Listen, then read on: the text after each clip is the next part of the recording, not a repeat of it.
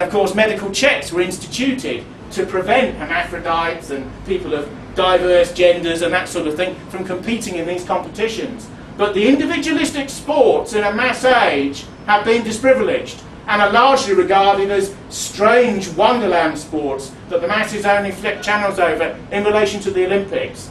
For a man like Evola, and for the sensibility which he represents, things like sport are not a diversion.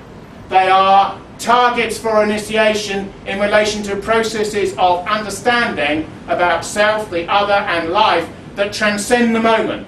So one bout leads to another moment of skill. It's as if these moments, which most people always strive to avoid rather than engage upon, are in slow motion. The whole point of Evola's attitude towards these and other matters is to go beyond that which exists in a manner which is upwards and transcendent in its portending direction. This is a society which always looks downwards. What will other people think? What will one's neighbours think? What will people out there think? What will this BBC audience think? What do the masses, left, right, centre, pressing their buttons on panels and consoles, think? The sort of Evolian response is that what they think is of no importance. And they ought to think what the aristocrats of the world, in accordance with the traditions which are largely religious, out of which their social order comes, thinks. You can understand that this is an attitude which has not endeared this type of thinking to contemporary pundits and to the world as it now is. It's also inevitable that when Evola's books were published, they would enter the English-speaking world via the occult, via mysticism, via various types of initiated and individualistic religiosity. The whole point about the Western occult, whether one believes in the literal formulation that these people spout, or whether one believes in it metaphorically and quasi-subjectively, is that it's an individualistic form of religiosity. In simple terms, mass religion involves a small clerisy or priesthood, in the old Catholic sense, up there, and the laity are down there, and it's in Latin, medieval Latin, it's slightly mysterious. You partly understand it if you're grammar school educated, otherwise you don't. It's mysterious and semi-initiated, but you don't really know. The mystery is part of the wonder of the thing. You look up at them, and they've got their back to you, and they're looking up further beyond them, towards the divine, as they perceive it. Now that's a traditional form of mass religiosity, if you like. But the type of religiosity with which he was concerned was individualistic and voltaic, and is essentially the idea that everyone in a small group is a priest. Sometimes is a priest and a warrior combined.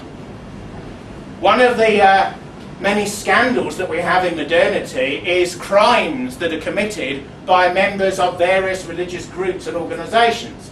Many traditionalist-minded people believe that the reporting of these crimes in the mass media is deliberately exaggerated in order to demonise any retrospectively traditional elements of a prior and metaphysically conservative type in the society.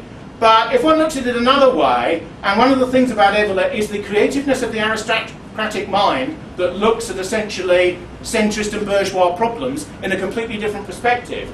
He would say about those sorts of scandals, which I won't belabour people with because everyone knows about them, but it's the absence of the dialectic between the priest, somebody who believes in something, somebody who believes in a philosophy that isn't just theirs and therefore relates to a society and relates to a continuing generic tradition out of which they come. Most contemporary philosophies are just my view.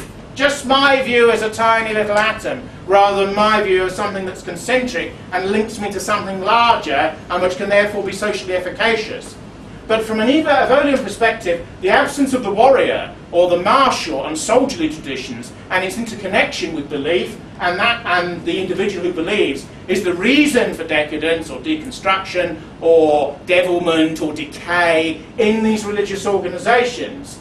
In his way of looking at things, there's a seamlessness between the poet-artist, the warrior and the religious believer. They're different formulations of the same sort of thing because they're always looking upwards. And in a way are deeply individualistic and egotistical, but transcend that. Because the concentration on oneself, on one's own thinking, one's own feeling, one's own concerns, one's own attitude towards this mountain, this woman, this fight, this text, is conditioned by that which you come out of and move towards. Evola doesn't believe in progress, nor does the tradition that he comes out of. They don't believe in scientific progress, they don't believe in evolution, But his anti-evolutionism is strange and interesting. It's got nothing or enormous nothing to do with creationism and with, if you like, the evangelical politics of certain parts of what you might call the Puritan American right, for example. His attitude is a reverse attitude, which in a strange way is an involuntary and inegalitarian way of looking at the same issue. His view is that the apes are descended from us as we go upwards, rather than we are descended from them as we leave them in their simian animalism. So in a way, it's actually a reformulation of the same idea, but looking upwards and always seeing, if you like, the snobbish, the aristocratic, the prevailing, the overarching view, rather than viewing the thing from a mass, generic and middling perspective, which includes people. Tony Blair says the worst vice anyone can have is to be intolerant, is to be exclusive, is to exclude people. The nature of Britishness is inclusion, when of course the nature of any group identity is exclusion. And who is on the boundary, and who can be allowed in, and the subtleties and grains of difference that exist between one group and another, where one tendency of man ends and another begins.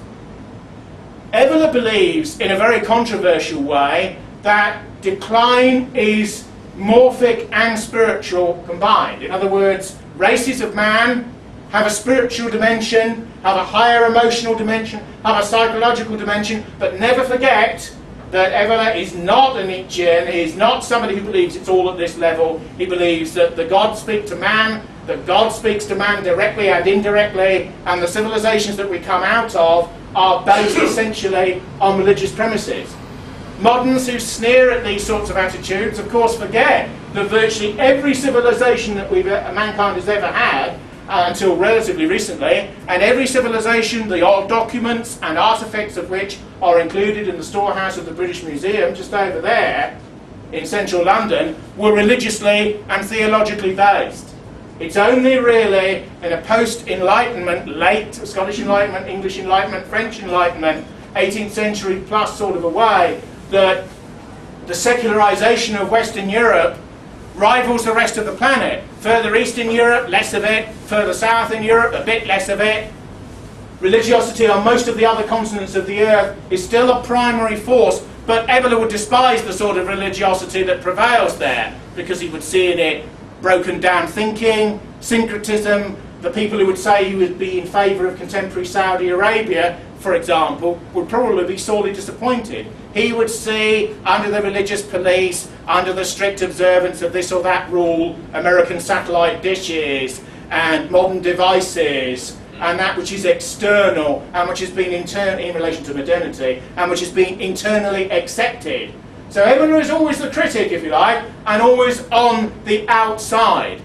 Now his career is quite complicated, because when he was a very young man, he fought in the Italian War, in the First World War on the Italian side. They of course fought on the quote-unquote Western or Allied side in that war, as is often forgotten.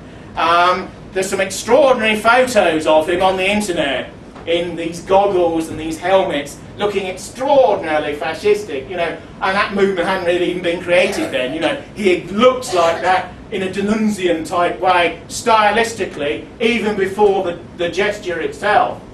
Evola, of course, partly disapproved of fascism and National Socialism, even though he became very heavily implicated and or involved in both of them, because in his view, they weren't right-wing enough. They weren't traditional enough. They weren't organic enough. They weren't extreme enough. Evola is probably the only thinker in the 20th century who has written a slim volume criticising National Socialism from the right, not from any point to the left.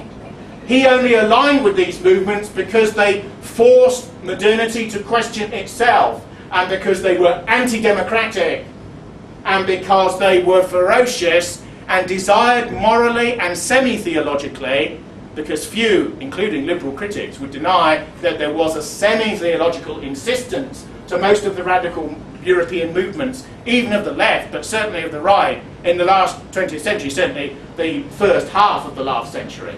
And Evola saw in these movements a chance, but no more, which is why he flirted with them, why he wrote for fascist magazines in Italy, why he went to colleges run by Himmler's SS in Germany, why he was disapproved of by them, why he had sympathisers uns Jüngerlein in